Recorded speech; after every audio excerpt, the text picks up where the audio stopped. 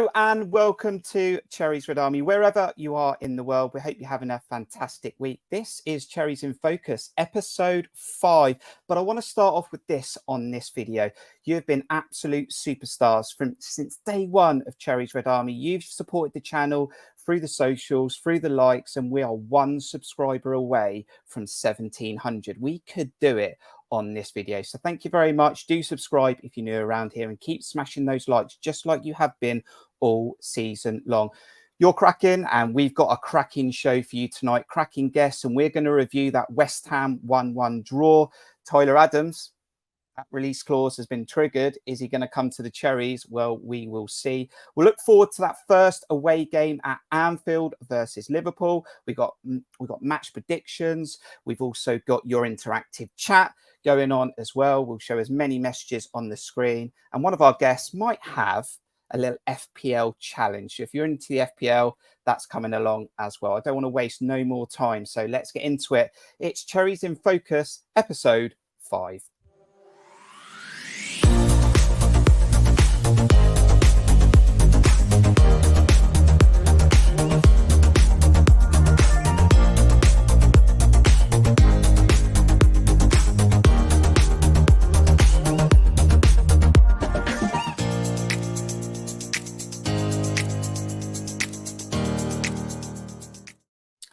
Episode 5, and we had opening day at the weekend, and Jon kicked off his watch along unbeaten this season. How you doing, Jon? Yeah, not too bad, thank you. That's better than I think I normally start off with those watch alongs. Thank you to everyone that joined me for that, and looking forward to talk more about the game and look ahead to the next game in our chat today. Keeping up his form and appearances as well is Steve, who was at the open training session today. How are you? How was your day? I was. I couldn't keep up with all the kids, to be honest. They were much better than me. No, it was good. It was a good day, actually. Really good for the club, actually. I'd recommend it to anyone who hasn't been. So it's literally a £5 for the kids. Adults go for free, and you get to watch the team, get to meet the players, which is great fun for them. They really enjoyed it. And so, it was a really fun day for us. And a really good week for Bournemouth. And an exciting guest coming your way. Probably a recognisable face. He keeps up his performance of appearing on the channel every season since we've been created. It's Bournemouth fan. It's Bournemouth Stadium announcer, FPL lover as well, Mike Botto. How you doing, Mike? Oh, very good, Kirk. Yeah, thanks for having me on. And Mike, Dean Court has had a bit of a fresh look. It was a great return to Dean Court on Saturday. We'll talk about the game, but tell us a bit about what the club have been doing leading up to that opening day, and a new DJ set in the corner of the south stand between the south and the family stand. Yeah. I mean, I think the club have worked really hard. You know, you'll have seen around the stadium the work that's gone on just to give it a bit of a spruce up. The new LED boards were there on Saturday. Looked really good, I thought.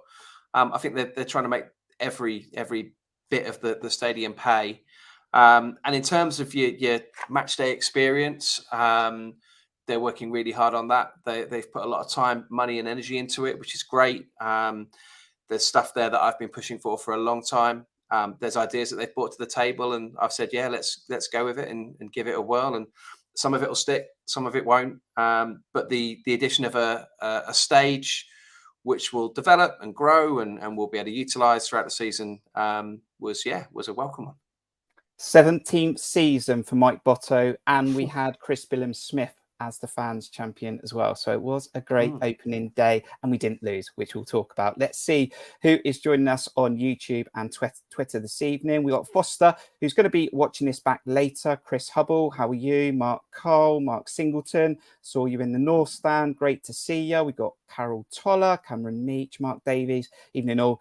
Got here early for a change. Sammy, Ollie, Archie, Mark loves the lineup, and we've also got Roy and Wing as well. So before we get into that West Ham 1-1 draw, Mike, Bournemouth are back in for transfers. We've been doing a lot of business over the last week, and we've triggered that release clause for Tyler Adams. He was on his way to Chelsea, then that got reversed, and we look like we've got a deal in place for him. Whether he'll sign or not, it's gone a bit quiet today, but Bill Foley's putting his money where his mouth is, like he said before the transfer window opened. He would be, for me, he would be the perfect signing. Whether we can get it over the line, if we do, it'll be a really impressive feat by Neil and Rich and Bill and everybody involved. So let's hope it happens. We won't be the only club in for him of that, I'm sure. But yeah, I think he's the perfect fit. He would come in and take that slot that Jefferson has vacated. And I'd be chuffed to bits if we can get him. Yeah, John, before the transfer window opened, we had a look at the squad and we said that we would need to replace Jefferson Lerma. We maybe thought that would we go for a natural CDM, but this is a good signing and you're very much for it. Yeah, absolutely. I think Tyler Adams was one that was being touted around amongst some of the amongst fans of those sort of teams lower down the league since as soon as Leeds were due to go down. When I was on Beat the Drop, and they were asking me which player would I pick up from some of the teams that went down, and Tyler Adams was one of the first names that came to mind because I knew Jeff would be leaving. If you go on FB Ref and you look at the defensive midfielder that Iraola had at Vallecano, a guy called Oscar Valentin, when it shows up players that you can compare him to that compare really well with the guy whose defensive numbers are fantastic. And second on the list is Tyler Adams, just under Idrissa Gana Gueye, who's also something of a defensive monster in the Prem. Like, his stats show up so brilliantly. He's not going to do much going forward, which Jeff was actually decent at. But as the ball winner that you need, if you're going to have one midfielder that sits, he just fits them all perfectly. And if you're going to try and build Bournemouth to have something similar to what Vallecano was last season for Andoni, you might as well try and pick up players that fit the profile of what you're used to working with. And I think Tyler Adams would be fantastic. Yeah, Steve, I do like the signing. I hope we can get this one over the line. I am slightly concerned, though, that he might walk in the building and straight into the already busy medical room. But it's the long-term game again, isn't it? Just like Alex Scott. Yeah, I think he's 23, age is on his side, but that is a concern for me. He has had a bit of a niggly time of it injury wise, and as anyone knows, if you're in and out of the team, you never really get settled. It can be a bit of a hindrance to your progression, especially in a new side. But we need that Jeff replacement, like Mike and John just spoke about. He's pretty much ideal at that. Tenacious in the tackle, blocks, defensive actions, really, really solid, and he can pass the ball, and that's what you need to get your attacks going. So he's an absolutely perfect fit. It's just whether he's, you just don't want it to be another one sat on the injury table more than he's on the pitch. It's a problem. Okay, so an exciting signing potentially. We'll come back to Tyler Adams if it gets over the line, and we'll discuss this in potentially episode 6. But we want to crack on with episode 5, and we want to talk about that 1-1 draw with West Ham. We're going to break that fixture down a little bit. But first of all, let's remind ourselves of match day 1 notes, courtesy of Ollie Windsor.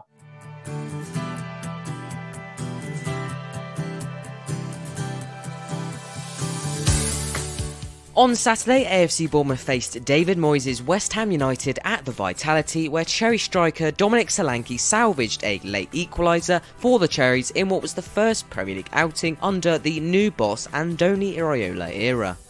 At full-time, AFC B-boss admitted his displeasure with his side's performance, but acknowledges the improvements over the course of the 90 minutes, highlighting the need for more work to be done as the Premier League campaign gets back underway. No, I think the game was quite leveled. I think we didn't play well, especially the beginning of first half, beginning of second half. I think they were better than us, but then we improved during both halves. We finished better than them, but overall I would say the draw is quite fair. We are still working on it. Bournemouth's injury list had come to a surprise on Saturday, as it had appeared to have been increased, with Lewis Cook and Dango Ouattara not being named in the squad. Confirmation for the 21-year-old winger, who is set to miss out a few weeks due to an ankle injury, says Andoni. On the contrary, to surprises, new signing Max Aarons soon fulfilled his AFCB debut, filling in at right back despite having only attended one training session with the Cherries, as fellow teammates Adam Smith and Ryan Fredericks had previously been ruled out to injury. And that's the latest on Cherries Red Army, and I'm Ollie Windsor. Thank you to Ollie Windsor there, Bournemouth fan. And let's get stuck into that 1-1 then, Mike. And lineups were out. We thought, here we go, opening day. We've got an amazing squad. But yeah, it was sort of coming to us at Dean Court that we had a couple of injuries. Lewis Kirk, Dango Utara, still a strong side. And we'll talk about some players that influenced the 1-1 draw. But again, we start a season with injuries. We do. I think it's inevitable that you know, throughout pre-season, people are going to pick up knocks, and it's a bit of a concern. But such is the squad that I mean, thankfully Max Aaron's coming in, you know, filled that one kind of glaring gap, I suppose, at right back. And I was pretty happy with the squad. I think Lewis Cook was a big miss. I think in pre-season he'd been one of our best players, him along maybe with David Brooks. I thought he'd broken up play really, really well. And I figured that he'd be the natural fit in that CDM role until another option was found, or maybe he'd grow into that role. Who knows? But yeah, that was a shame. But Rothwell sat there and did a really, really good job.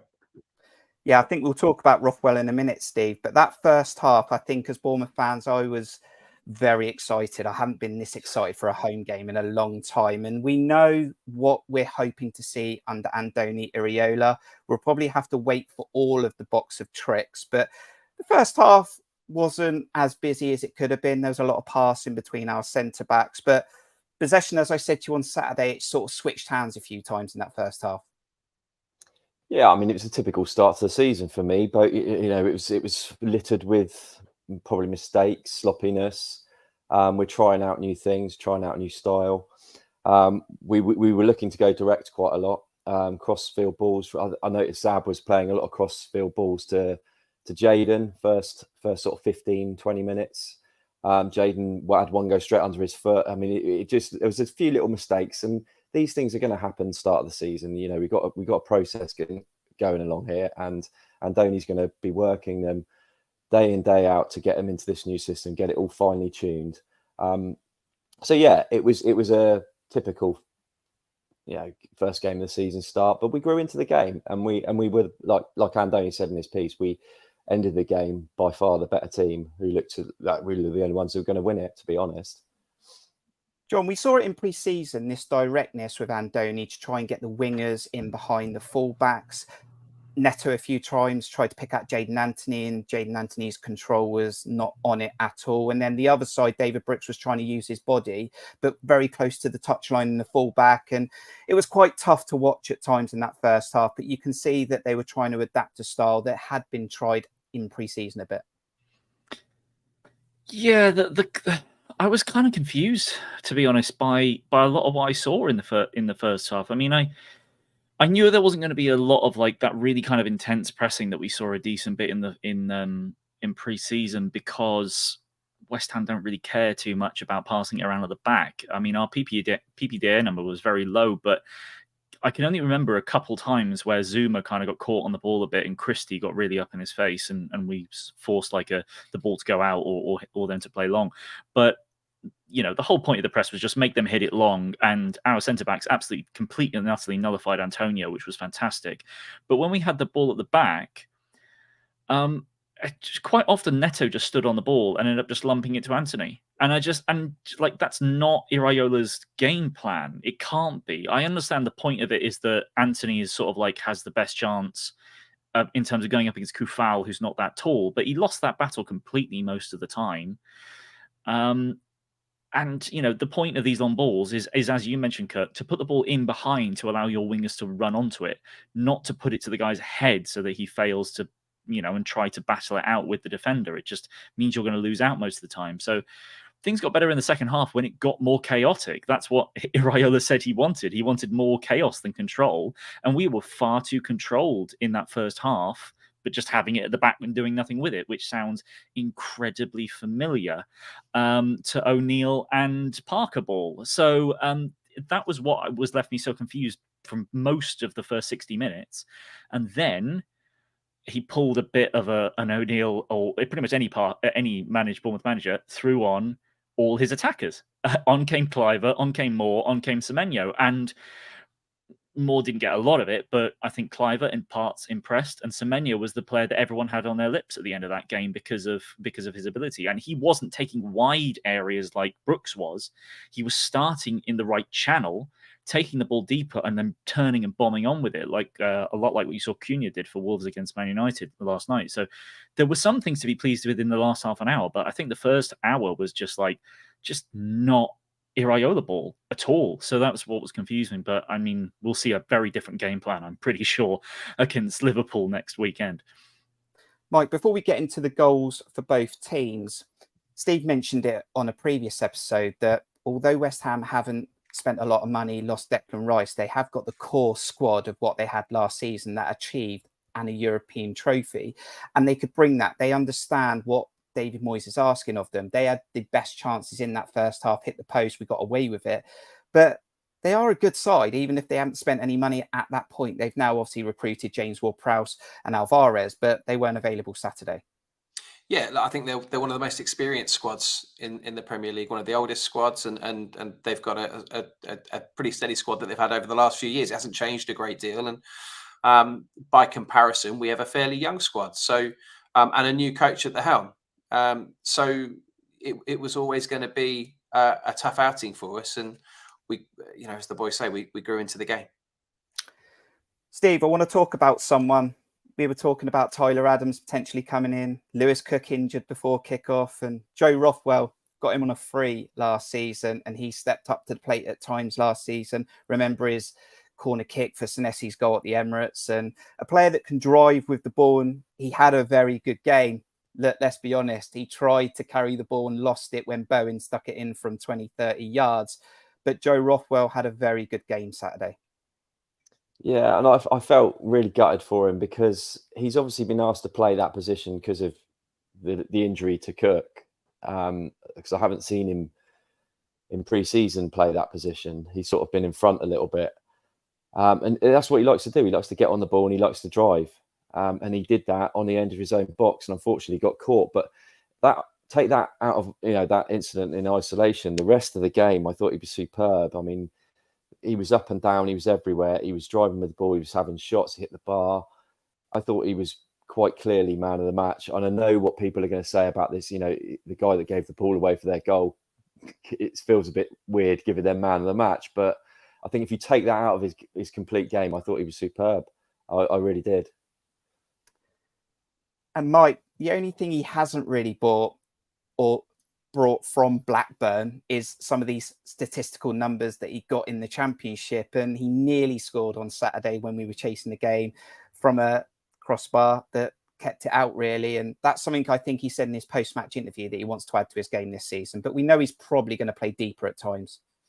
Yeah, he's funny. He's a funny player, Joe. He's one of those, and there have been a few down the years that look like they're blowing out their backside after 5 minutes, and yet 90. Yeah, but after 90, he's probably still seems to have the most energy.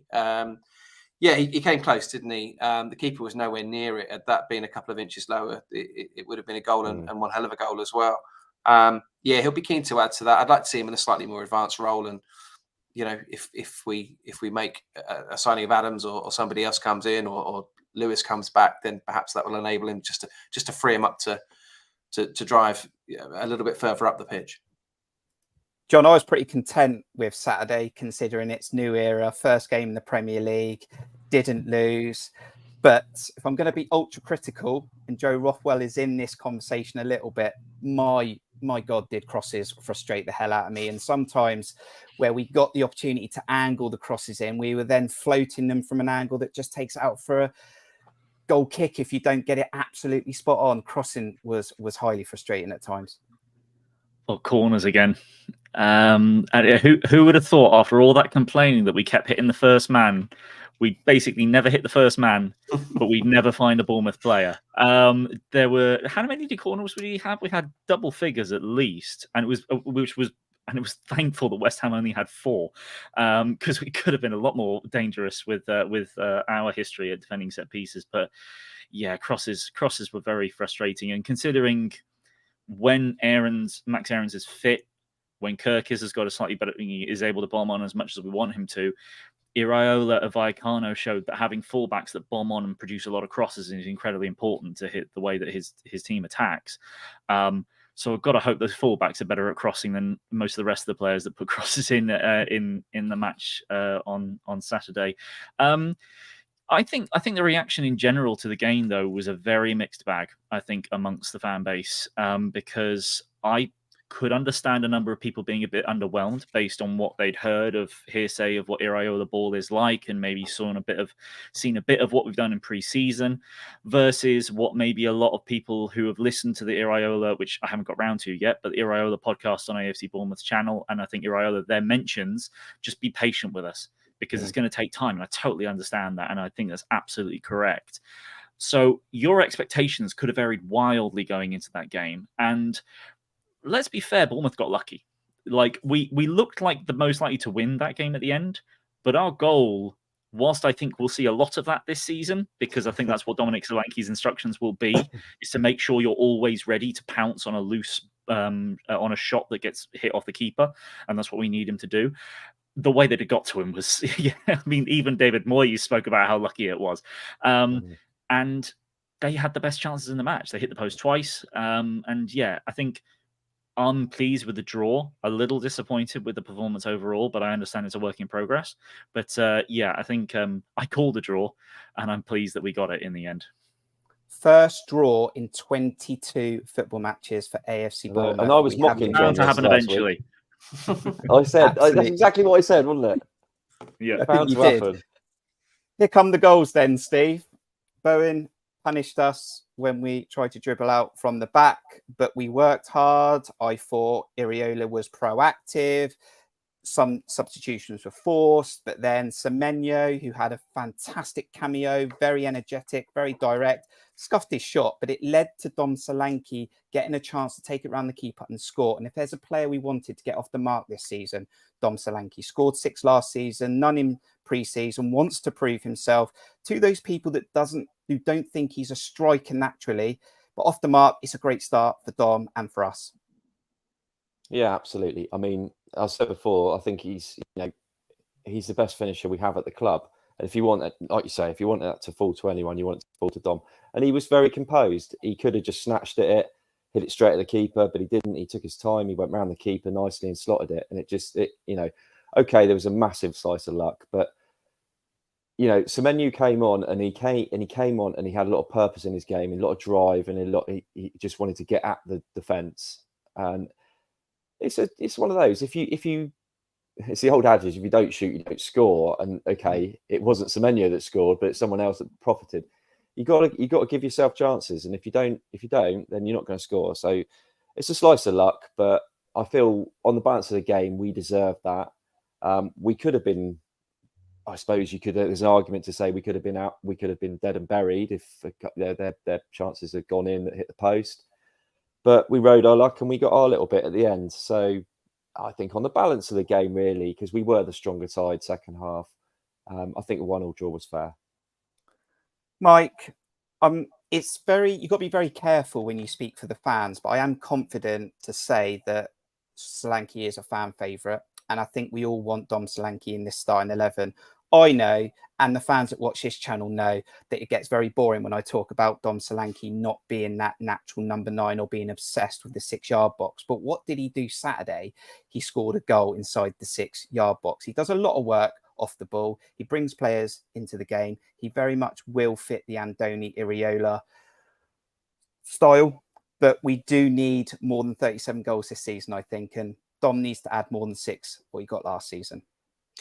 Yeah, he does, and I'd back him too. I think one of the things I noticed in pre-season was a tactic we were employing quite a lot was laying it off to the fullbacks and the fullbacks hitting Dom quite early.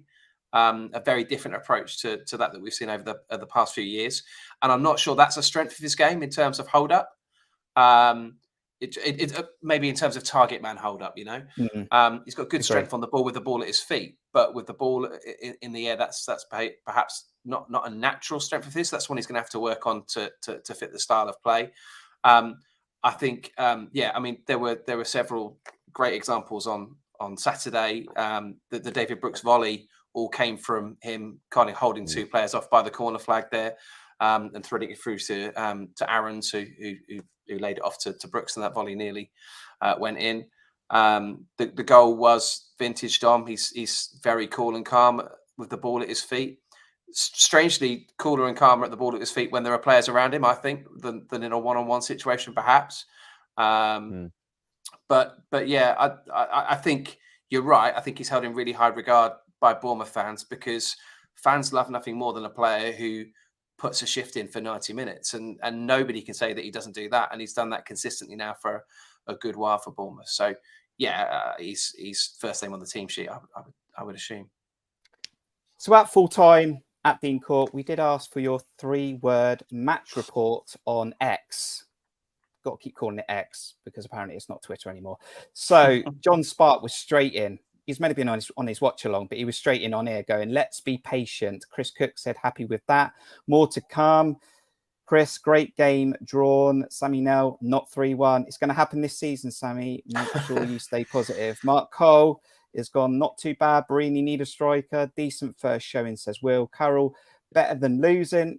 Gail, exciting times ahead, and she's a massive fan of Kirkes, and he had a brilliant game as well. Ollie Windsor, mediocre, lack creativity, but yes, it's the expectations. I'm sure it will get better than that first half. Blow up ref. Kirkes is rapid, could do better. Work in progress, onwards and upwards. Better games ahead. Lots of positives. Work in progress. Crap refs again. We won't talk about Monday Night Football then. No more years.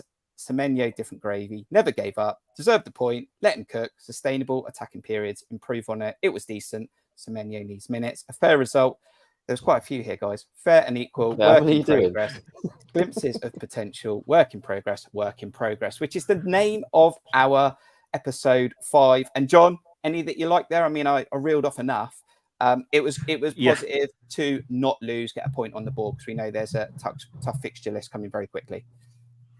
Yeah, and I think it fit as well with what I was talking about before, that, you know, expectations vary at the moment in the fan base. And, you know, I mentioned that I said I was a little bit disappointed, but I also know that there is a lot more to come from this. And I think the vast majority of those comments were looking at either the positives of 1 or 2 players, or the fact that things are looking up. I think the last half an hour is the thing that really looks more at sort of like the positives. But I think whilst a couple of positive mentions there were like, you know, one was need a striker, one was lack creativity, which I also agree with at times. Yes, it's still a mixed bag. And, you know, there are games coming up that I think will suit our new style more than that one did. Because we were always going to be the team that had the impetus to sort of start all our attacks, whereas what we will want to do more so, particularly in the next few games, is allow the opposition to have pressure, have the ball deep, and for us to try and pounce and, you know, win the ball high to create more opportunities through turnovers. So yeah, it's still a work in progress as per the show, but it's looking up, and as Paul, I agree with Paul here, future's looking bright. Can I ask John, as somebody who studied Andoni's tactics a great deal more than I have, seemingly, where does Billing fit, or the artist formerly known as Billing? Where does Philip Philip fit? Because he linked up so well with Dom over the past couple of seasons. Is there room for that in the new style of play? So it's difficult with Billing, because when I was looking at the current team and thinking, where does he fit? I think he fits alongside the DM probably more so, because of his ability to do everything up and down the pitch, because he's a good ball winner, he's a good distributor, he can get in the box late, which is what he did so successfully last season if he's arriving from deep in that sort of 8 role. But we saw the best from him in the Championship when he was playing as a 10. So he can very definitely do that role as well, although it is more difficult. And if you look at what Billing was able to achieve last season, he played a lot as the second striker last season, which I think he didn't get the best out of him.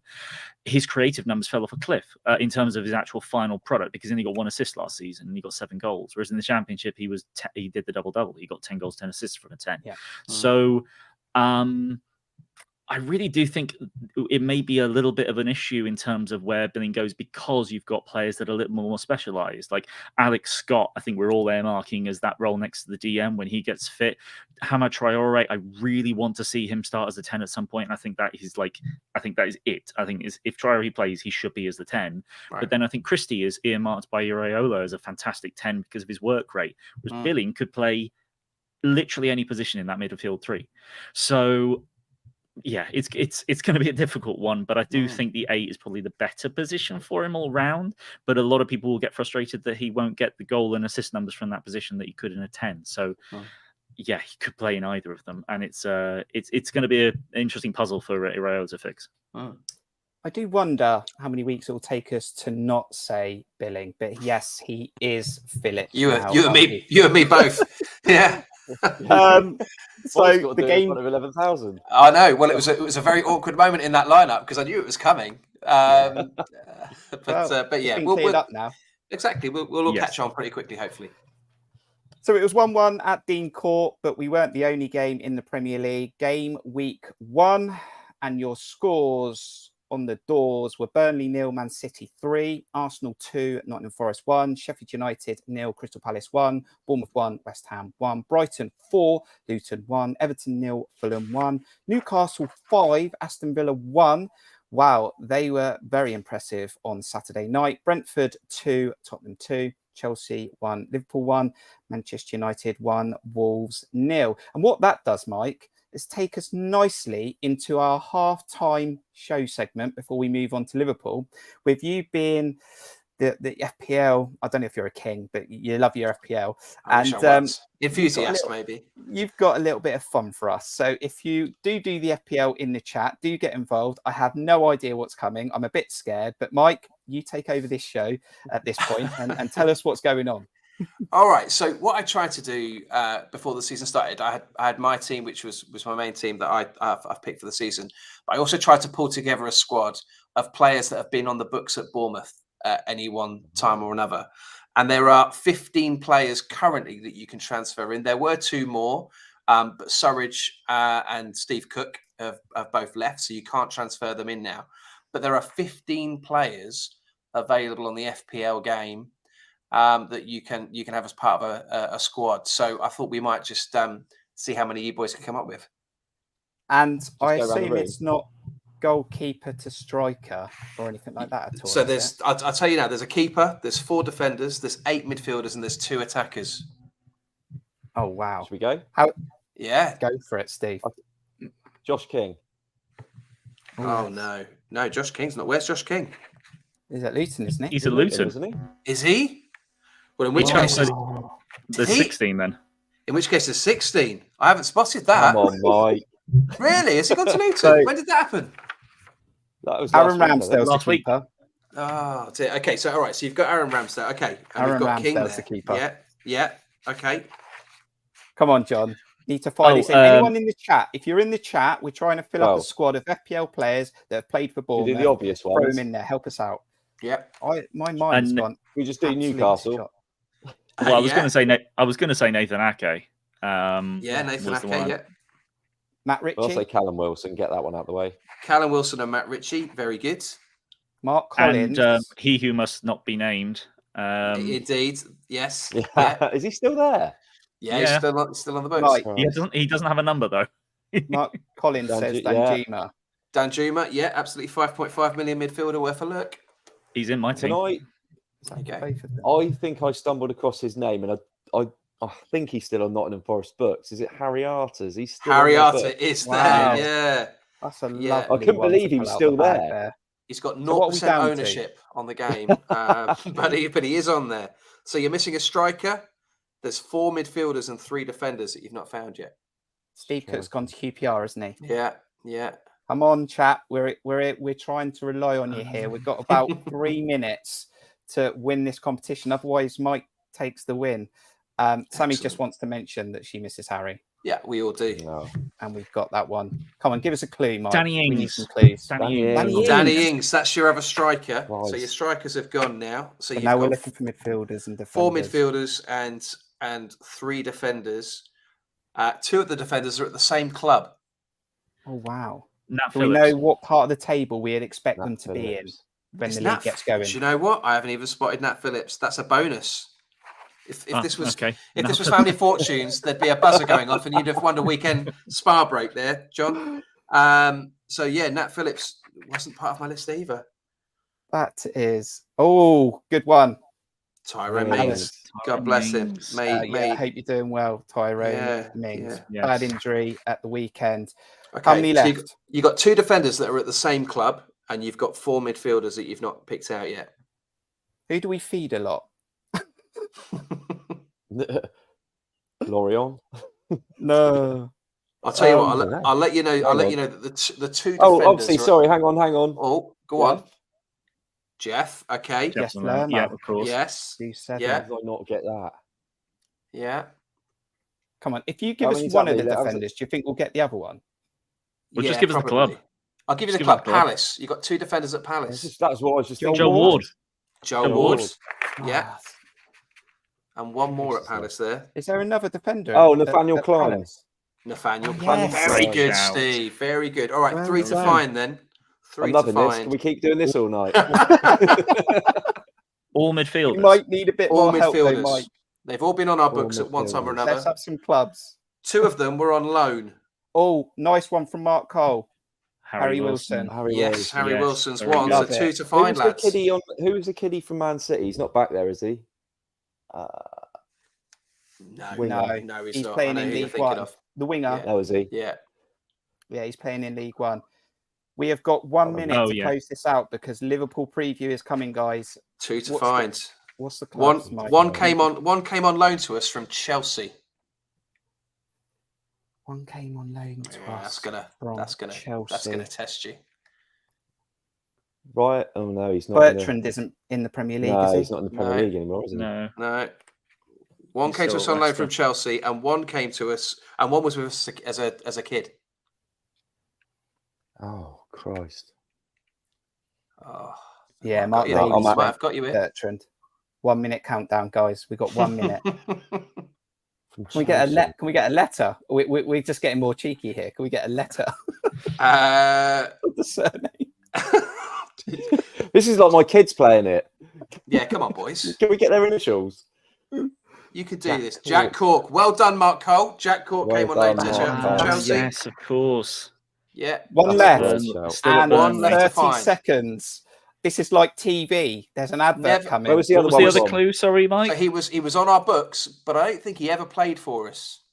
Adam Lallana. Adam Lallana. Adam Lallana. Correct. And you're there, boys. You've done it. Ah. Yes. Yeah, he never. Very Yes, hard. that's the thing. He never played I for us. didn't. Yeah, I but, yeah. thought of Lallana earlier, but I thought he never played for us. So. Yeah, he was on our books. On our books. Was Oh, there. okay. Ah. Fair Oh, enough. and also I should read the Steve. fine print. Josh King has not officially moved to Luton, Oh, according good. to Oh, what I good can not. see. No, he's still on. He's still a Fenerbahce player as things stand. Oh, there was a big I'd imagine. load of social media stuff last week saying he'd gone. Yeah, I thought he had as well. And There they we can't go. prove Mark- for some reason. Transfermarkt still have him down as a Fenerbahce player, so I maybe they stand need corrected. to. I don't know Sorry, whether they Mike. need to update their site. Right. Brilliant, Mike. Absolutely Like love that. that. Well done to you in the chat. Well We done, wouldn't boys. have got it without you. So Yeah, well done. we needed you Yeah, and well done, the Mike's chat. clues. So if you're watching this back on replay, do let us know how you get on in the comments. But at this time of the episode and this video, it's time to move on to our preview this weekend at Anfield. And it's also time for you to subscribe to Cherries Red Army and hit that like button.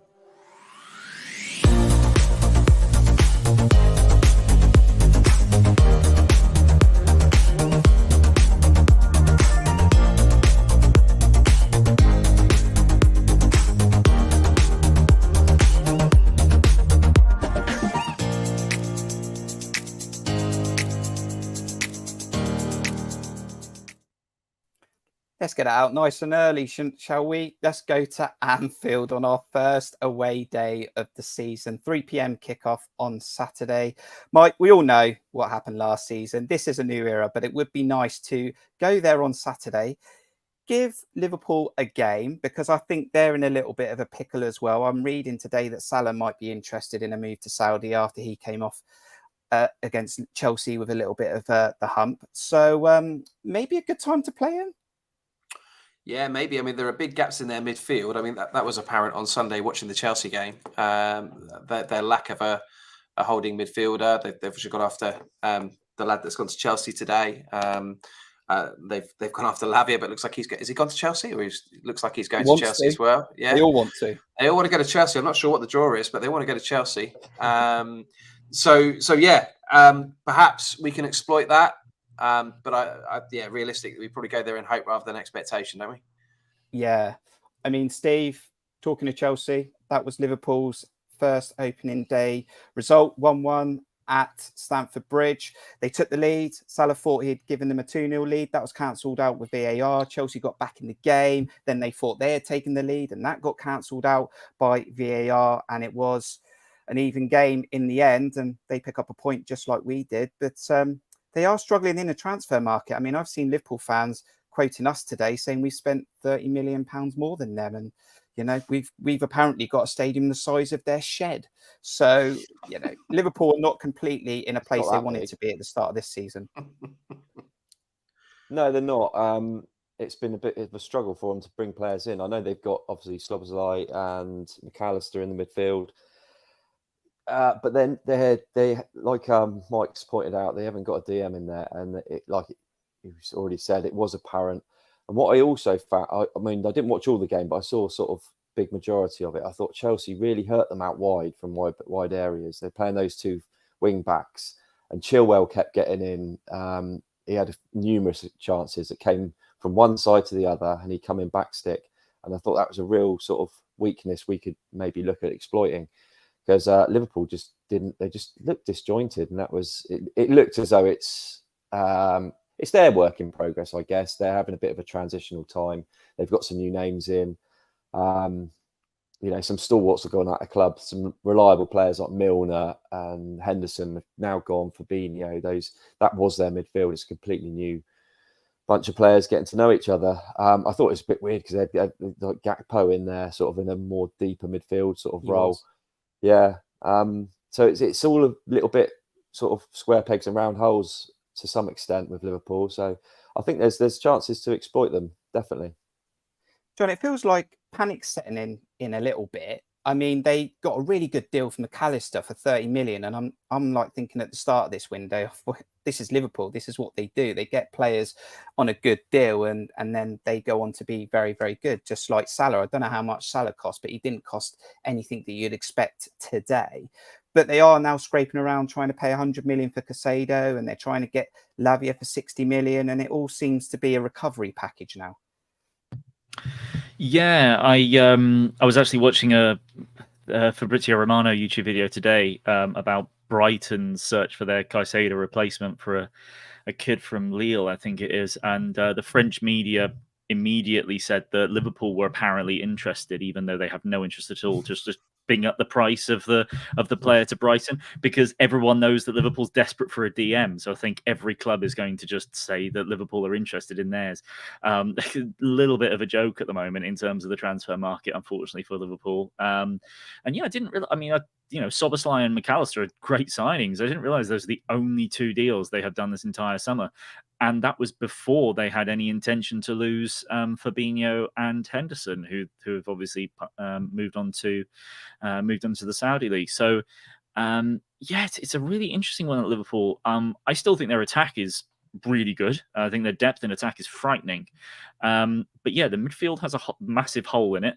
And the defence has shown to certainly be a lot weaker than it was a couple seasons back. So I think there's everything to make this quite a high-scoring game, hopefully. I do have a feeling that Liverpool and Bournemouth could both be the entertainers, or one of the two biggest entertainers of the league this season, both having not that impressive defensive records and both having pretty outstanding attacking records. I can only hope for us, certainly in that regard. But all I can say is that I certainly don't expect the team to set up in a completely unfamiliar formation as they did when Parker went there. I still cannot believe the way that he set us up in that game, just begging to be destroyed so that he could shout at his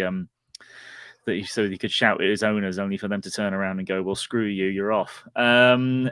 So that won't happen this time, thankfully, or at least fingers crossed. Anyway. Do you remember that first game? I think it was the first game of the season when Leeds came back up to the Premier League and they went to Anfield.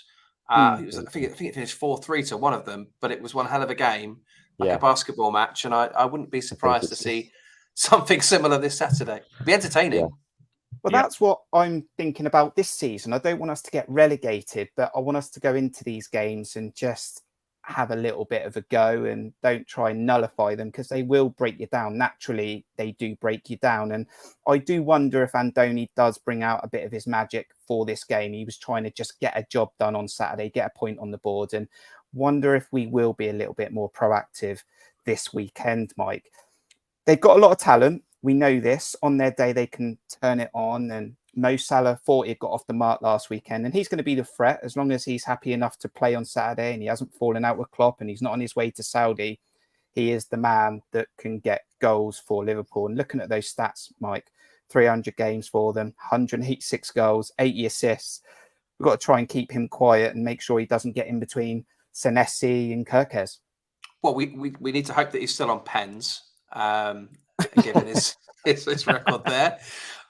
Yeah, look, he's a quality player. I mean, going back to FPL, I brought him in this week and captained him. So I'm covering off any hurt I might get as a Bournemouth fan. Yeah. I mean, he's the danger for sure. He's the danger man. Everything was going through him on Sunday. It was a surprise to me that they took him off. They said it was down to legs. And needing some more energy. But yeah, like the boys have said, the options they've got there are absolutely frightening. I've had a glimmer of hope there in terms of wing backs getting in. I think Milos Kirkes is already the second best left back we've ever had at the club, and he's only been here 5 minutes after King Charlie. Maybe we can exploit them. Maybe we can pull a surprise.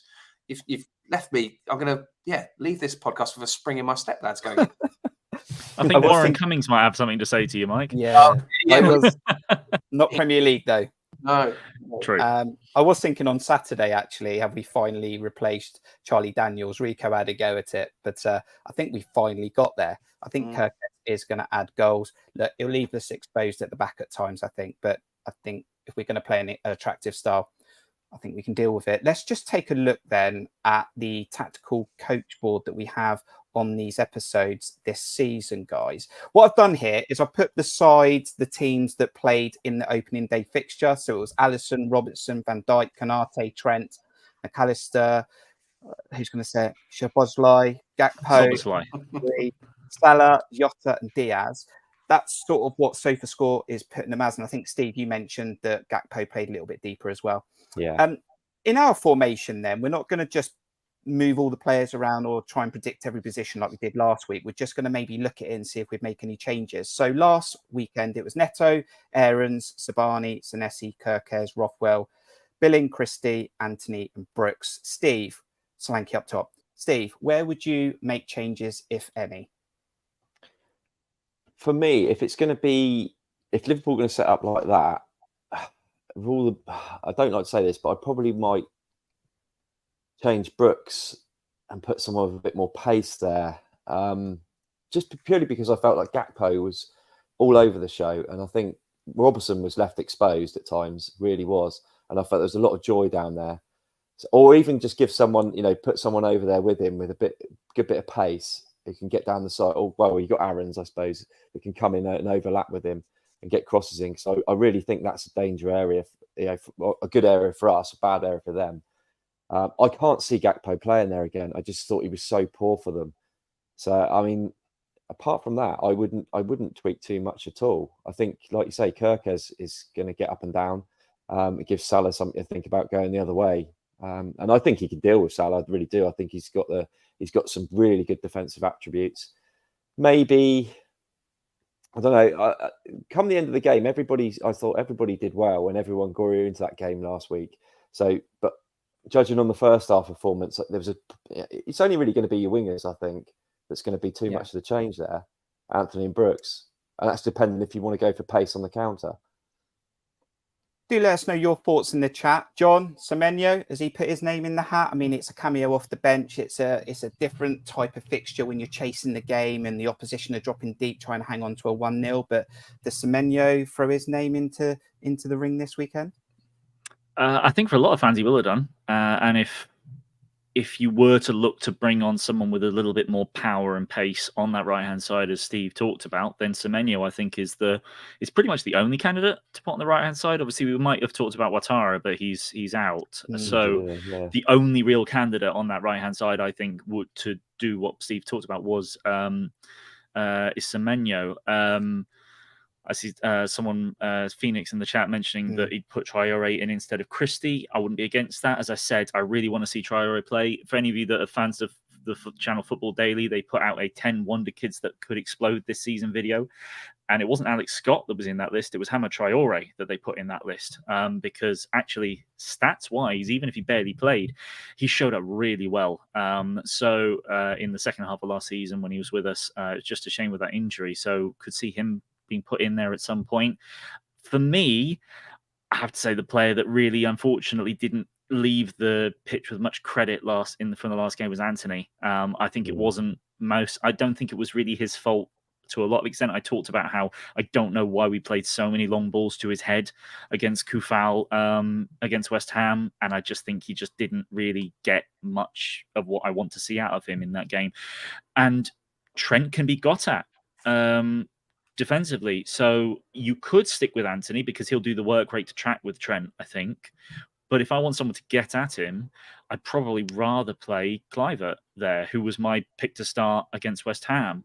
That's the only change I would personally make, because I think Brooks was one of our brightest players against West Ham, and we can see what happens I think if he drifts centrally, he could make a mess of the pocket of space that Liverpool are missing that DM with. So I don't know. There's a couple of changes you could make, but I think at least 7 or 8 of those players you're not going to change, I would say.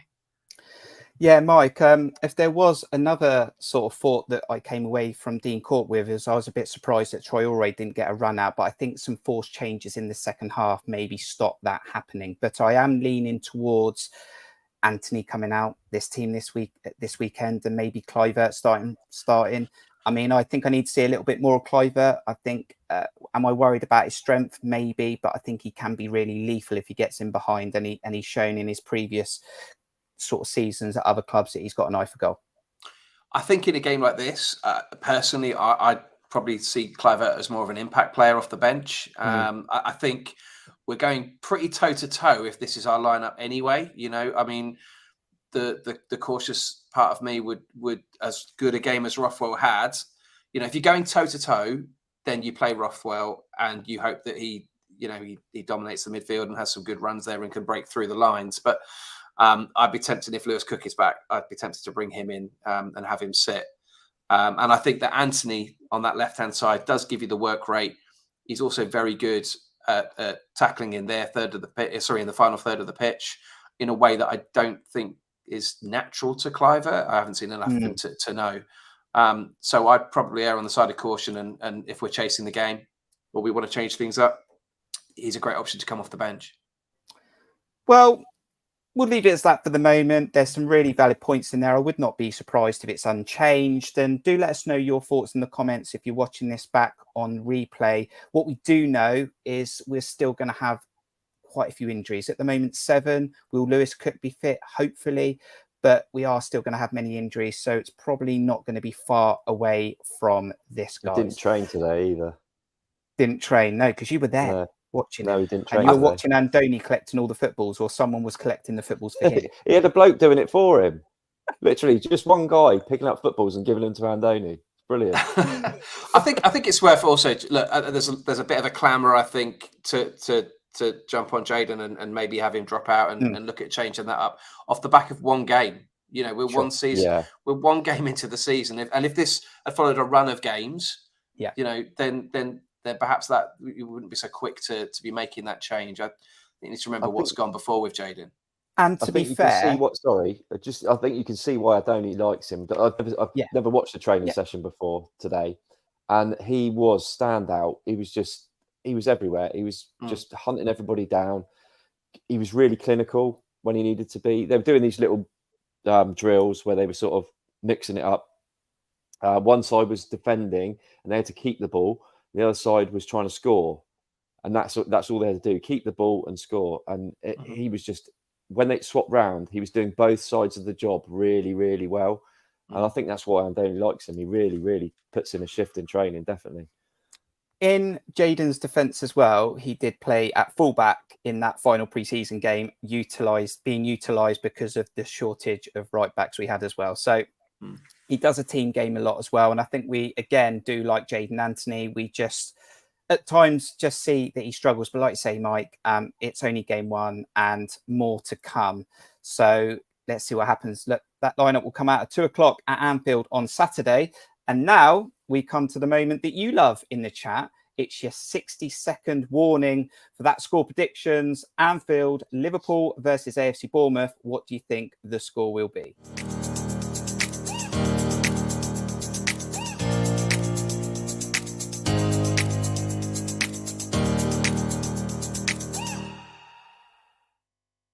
Place those score predictions in the chat as we have a look at match day 2 of 38 in the Premier League. Friday night, Nottingham Forest take on Sheffield United. Luton Town against Burnley is postponed because Luton Stadium's not ready yet. Liverpool versus Bournemouth. Wolves take on Brighton. Fulham against Brentford. Tottenham take on Manchester United. Manchester City versus Newcastle. Aston Villa against Everton. West Ham against Chelsea. And Crystal Palace Monday night taking on Arsenal. Quickly, guys, as those scores are going in the chat. Mike, any other fixtures you're looking at this weekend? No, only ever our own. What other games am I looking at? Let's have a think. I think the Newcastle City one will be an interesting one. Yeah. Because they impressed. Eddie's really got them going, hasn't he? What a guy. Yeah. I love that boy. He's really got them going. I think that the Chelsea Arsenal game will be an interesting one as well. But yeah, it's all about our game. And Steve, Gary O'Neill's first home game for Wolves against Brighton in a fixture they'll probably be looking at to get something. Yeah, and I'm really keen to both sides of this one, actually, because Brighton were very impressive first day. I know it was against Luton, and Luton were very sloppy, which they need to sort that out very quickly or they're in real trouble. But yeah, and Gary, I want to see how Gary gets on. I'm really intrigued to this because I watched them Monday night. I thought they were quite impressive actually against United. I thought they did they didn't look like the same sort of team that we saw him put out there. They really had a lot of threat going forward, and it wasn't just all loads of sort of square pegs and round holes. Again, it wasn't silly. I didn't see all these silly changes that no one knew what was going on. It all seemed like they had a plan, and they really got a Man United. So I'm interested to see how Gary gets on at Brighton, because Brighton will be a real test. They are really quick in the transition. I mean, I was watching something on James Alcott the other day, and they had 25 shots in that game. It was ridiculous. 4 different goal scorers as well. So they're really looking quite bright, Brighton. That's not a very good choice of words. Funny that. And just out of interest, how on earth are Luton getting away with this? How can they not have a pitch ready? Not sure. John, very quickly as well, before we go into the chat for those score predictions, I wonder if Sheffield United get their first points against your friends from Beat the Drop against Nottingham Forest.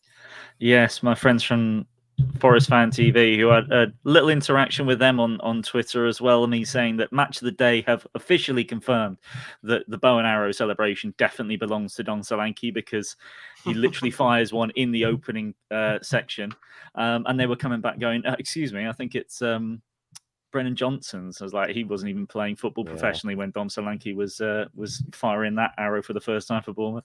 Has Dom trademarked it? Yeah, well, I think he should do, because Harvey Barnes is using it as well. There's a lot of players that use that celebration now. Yeah. Although I think the guy with his top off did it even better than him actually in the background on that. That was quite something. It was brilliant. There was finesse to that. But yeah, they could do. But Sheffield United, if they're going to pick up points anywhere, it's got to be at home, and they failed to do that against Crystal Palace.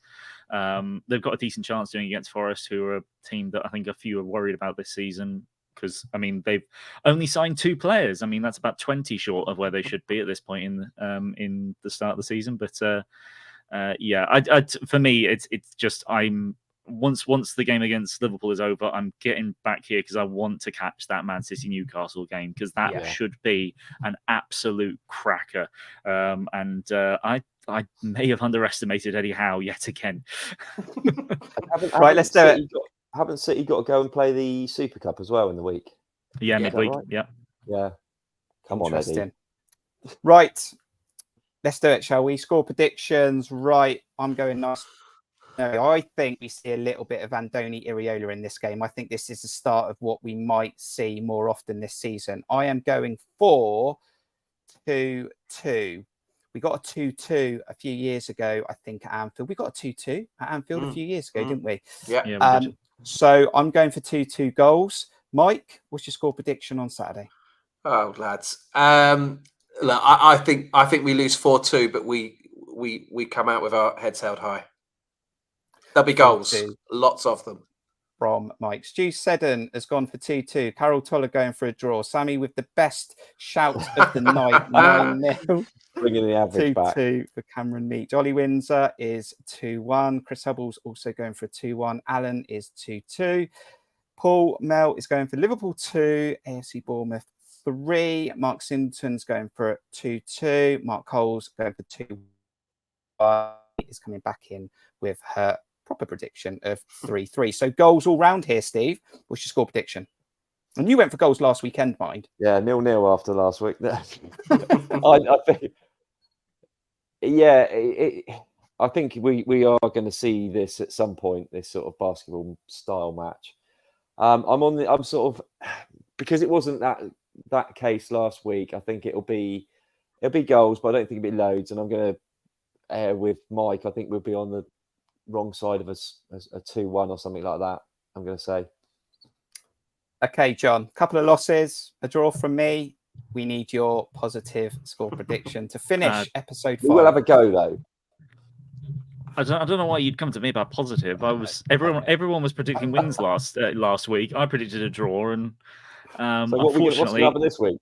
Unfortunately, Mike stole my prediction because I had 4-2 in my head, and I am sticking with it because I really do. I agree. I agree with Mike. I think we'll score. I think there's a decent chance we'll score more than one. But at the moment, particularly without that DM, and whether it's Rothwell or Cook, neither of them are that natural holding player. They don't quite have the awareness around them that someone that's very used to that position would sit in. Which is exactly what Liverpool are in a difficult spot as well, with McAllister being the deeper one in that role. Yeah, I see us conceding a good few, unfortunately. Although I would be, I had Salah in my FPL team for the first week and was gutted when his goal got ruled out for offside. It would be interesting to see if he manages to again be the only attacker that doesn't get a goal or assist. In that 9-0, he managed to miss out at any point. So I'm hoping this time around that. Well, I'd love us to keep a clean sheet, but if we don't, I hope Salah scores a hat-trick.